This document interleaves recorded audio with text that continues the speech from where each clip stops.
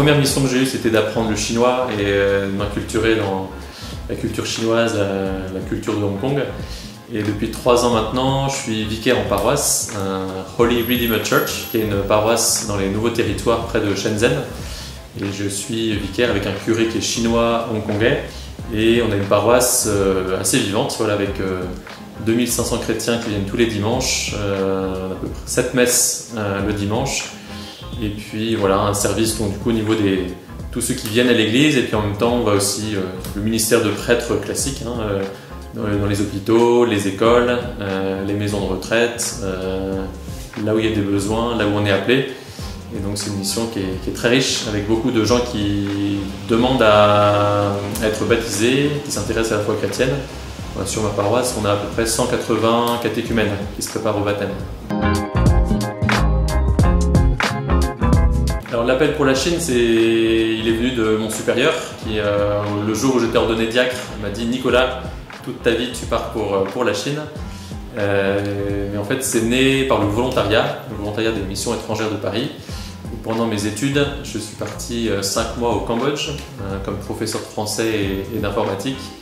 Et puis à la fin de mes études, j'ai travaillé un petit peu et au moment où je me posais des questions de vocation, de qu'est-ce que je veux faire de ma vie, je me suis dit, avant de prendre une décision, de repartir comme volontaire. Et donc j'ai été envoyé 2 ans en Indonésie pour m'occuper d'un foyer de 40 jeunes garçons indonésiens. Et c'est un peu ces temps de volontariat en Asie, voilà, qui m'ont fait découvrir les MEP, la mission. Et quand on rentre au MEP, on ne choisit pas sa mission, on ne choisit pas son pays. Donc on le reçoit le jour de son ordination diaconale. Et donc pour moi, c'est la Chine. Alors j'ai été ordonné il y a 7 ans ici, à la cathédrale de Rouen. Et c'est ça que je suis incardiné dans le diocèse de Rouen. Donc, c'est vraiment mon enracinement dans l'Église de France, c'est ici.